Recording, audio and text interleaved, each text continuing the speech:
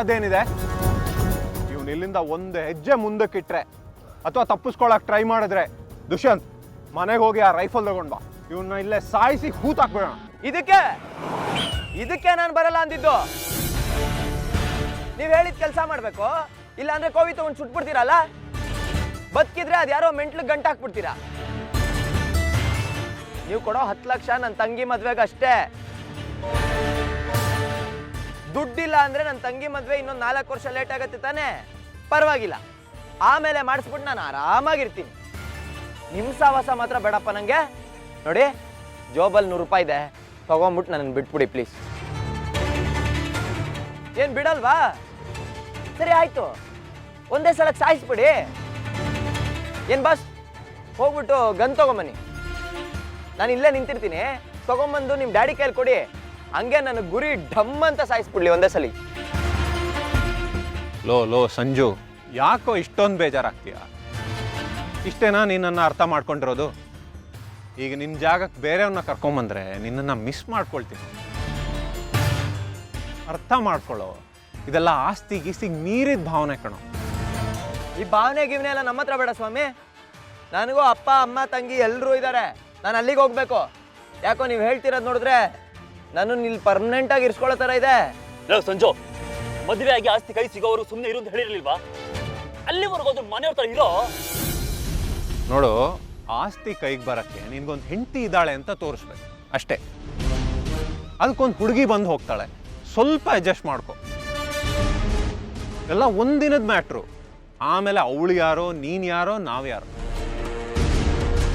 ಹಾ, ಓ, ಆದ್ರೆ ಸುಮ್ಮನೆ ಹೆಂಡತಿ ಆಗಕ್ಕೋ ಆ ಮೆಂಟ್ಲು ಬೇಡ ನನಗೆ. ಲೋ ಸಂಜು, ಡ್ಯಾಡ್ ಹೇಳೋದನ್ನ ಸ್ವಲ್ಪ ಪೂರ್ತಿಯಾಗಿ ಕೇಳೋ. ಲೋ ಅಪ್ಪ, ನೀನು ಸ್ವಲ್ಪ ಸುಮ್ಮನಿರಪ್ಪ. ನನ್ನ ಕಷ್ಟ ನನಗೆ ಬಂದ್ಬಿಟ್ಟು. ದುಷ್ಯಂತ್, ಸುಮ್ಮನಿರು. ಆಯ್ತು, ನಿನ್ಗೆ ಆ ಹುಡುಗಿ ಬೇಡ. ನಾವು ಬೇರೆ ಹುಡುಗಿನ ತಂದು ನಿನ್ನ ಹೆಂಡತಿ ಅಂತ ತೋರಿಸ್ತೀವಿ. ಆಸ್ತಿ ನಮ್ಮ ಕೈಗೆ ಬಂದಮೇಲೆ ಅವಳ ಪಾಡಿಗೆ ಅವಳು ಪೇಮೆಂಟ್ ತಗೊಂಡು ಹೋಗ್ತಾಳೆ, ನೀನು ನಿನ್ನ ಪೇಮೆಂಟ್ ತಗೊಂಡು. ನಿನಗೂ ಬೇಗ ಇಲ್ಲಿಂದ ಮುಕ್ತಿ ಸಿಕ್ಬಿಡುತ್ತೆ. ಏನಂತೀಯ? ಸೂಪರ್, ಈ ಐಡಿಯಾ ಚೆನ್ನಾಗಿದೆ. ಆದರೆ ಇದೇ ವರ್ಕೌಟ್ ಆಗಬೇಕೋ? ಪ್ರಾಮಿಸ್? ಪ್ರಾಮಿಸ್. ಸರಿ, ಹಾಗಾದರೆ ನೀವೇನೋ ಕೇಳ್ತಿದ್ದೀರಲ್ಲ ಅಂತ ಒಪ್ಕೋತಿದ್ದೀನಿ. ನಡಿ.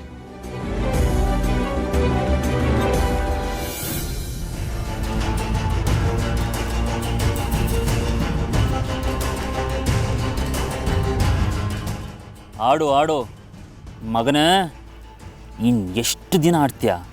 ಆಸ್ತಿ ನಮ್ಮ ಕೈಗೆ ಬರಲಿ, ಎಲ್ಲ ಬಡ್ಡಿ ಸಮೇತ ವಾಪಸ್ ಕೊಡ್ತೀನಿ. ನಿನ್ನ ಟೈಮ್ ನಡೀತಾ ಇದೆ, ನಡ್ಸು. ಅಲ್ಲ, ನಮ್ಮ ಡ್ಯಾಡಿನ ಒಳ್ಳೆ ನಾಯಿ ಥರ ಆಡಿಸ್ತಿದ್ಯಲ್ಲ ನೀನು. ಮರೆಯಲ್ಲ ಸಂಜು, ಇದೇ ನಿನಗೆ. ಆಮೇಲೆ ಹೇಳ್ತೀನಿ. ಏನು ಅಂತ ಹೇಳು, ಕೆಲಸ ಆಮೇಲೆ ಮಾಡ್ತೀನಿ. ಅದು ಅಣ್ಣಯ್ಯ, ನಾಳೆನೇ ನಮ್ಮ ಅಂಜಲಿಗೂ ಸಂಜುಗೂ ಮದುವೆ ಮಾಡಿ ಮುಗಿಸ್ಬಿಡೋಣ ಅಂತ. ಯಾಕೆ ಅಷ್ಟೊಂದು ಅರ್ಜೆಂಟು? ಮಾಡ್ಸೋಣ ಬಿಡು, ಈಗ ಯಾಕೆ ಆ ಚಿಂತೆ? ಅದು ಹಂಗೆಲ್ಲ, ಆ ಲಾಯರು ಸರಿ ಇಲ್ಲ. ನೆನ್ನೆ ನೀವ್ಯಾರೂ ಇರಲಿಲ್ಲ, ಬೆಳಗ್ಗೆನೆ ಬಂದು ಆದಿತ್ಯಲ್ಲಿ ಅವನ ಹೆಂಡತಿಯಲ್ಲಿ ಅಂತ ಪ್ರಶ್ನೆ ಮಾಡ್ತಾನೆ. ಅದಕ್ಕೋಸ್ಕರ. ಹೌದಣ್ಣಯ್ಯ, ಅದಕ್ಕೆ ನಾಳೆನೇ ಅವರಿಬ್ಬರಿಗೂ ಮದುವೆ ಮಾಡಿ ಮುಗಿಸ್ಬಿಡೋಣ ಅಂತ.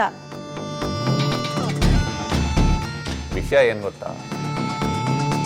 ನಾನಾಗಲೇ ಈ ವಿಷಯ ಯೋಚನೆ ಮಾಡಾಗಿದೆ. ನಾಳೆನೇ ಅಂಜಲಿಗೂ ಸಂಜುಗೂ ಮದುವೆ ಫಿಕ್ಸು ಮಾಡಾಗಿದೆ.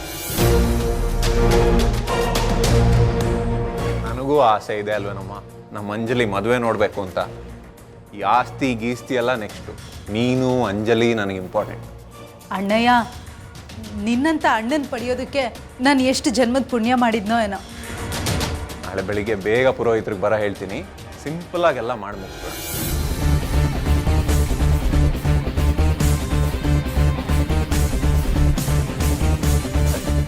ಚಂದ್ರ, ಅಂಜಲಿನ ಏನೇನು ರೆಡಿ ಮಾಡೋದಿದೆಯೋ ಬೇಗ ರೆಡಿ ಮಾಡಿ. ಇವತ್ತಾದರೂ ಬೇಗ ಮಲಗಿ ಬೇಗ ಎದ್ದೇಳಿ. ಹಾಂ ಅಣ್ಣಯ್ಯ, ಸಂಜುಗೊಂದು ಮಾತು ಹೇಳಿಬಿಡು. ಅವನು ಈಗಿದ್ದಂಗೆ ಇನ್ನೊಂದು ನಿಮಿಷದಲ್ಲಿ ಇರೋದಿಲ್ಲ. ನಾಳೆ ಏನಾದರೂ ಎಸ್ಕೇಪ್ ಆಗಿಬಿಟ್ರೆ ಕಷ್ಟ.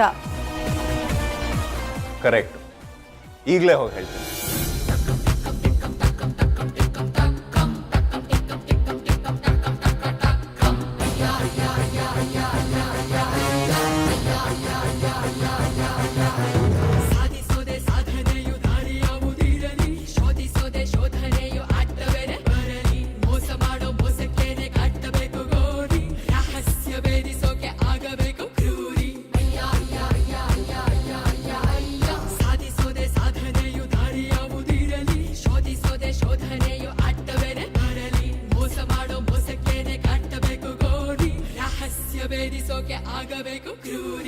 ಸಂಜು,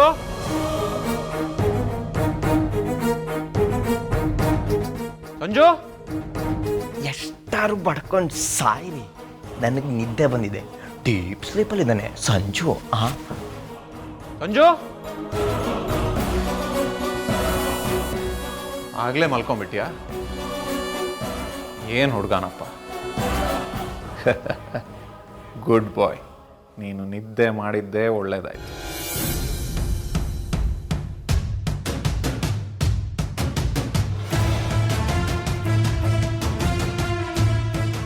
ನನ್ನ ಮಕ್ಕಳ ನಾಳೆ ಮುಹೂರ್ತ ಮೀರೋ ತನಕ ಎದ್ದೇಳೋದೇ ಇಲ್ಲ. ನೋಡ್ತಾ ಇರಿ.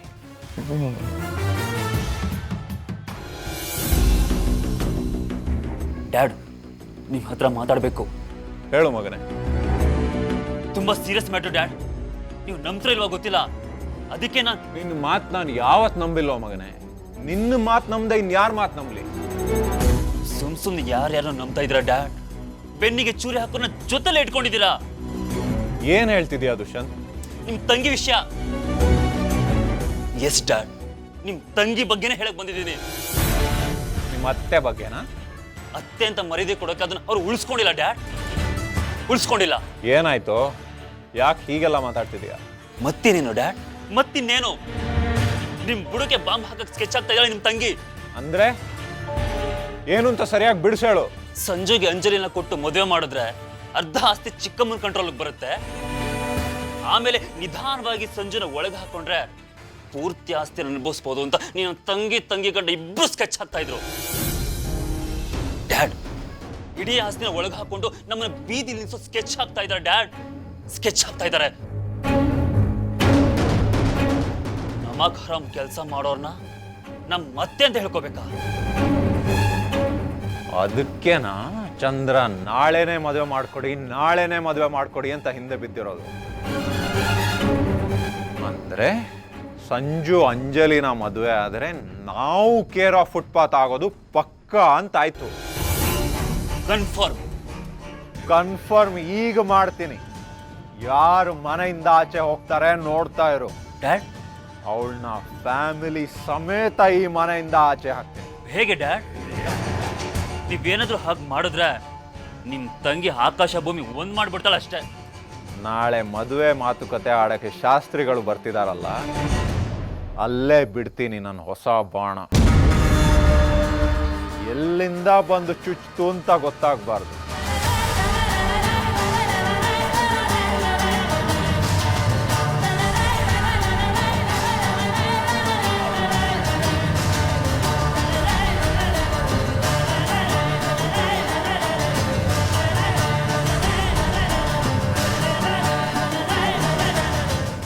ಈ ಮನೆಗೆ ಕಟ್ಟಿರೋ ಶಾಪ ಅಂತಿಂಥದ್ದಲ್ಲ, ಒಂದು ಹೆಣ್ಣಿನ ಶಾಪ. ಆಕೆ ಆತ್ಮ ಸೇಡಿಗಾಗಿ ಕಾಯ್ತಾ ಇದೆ. ಅದು ಭೀಕರವಾಗಿ ಸಾಯ್ತಾಳೆ.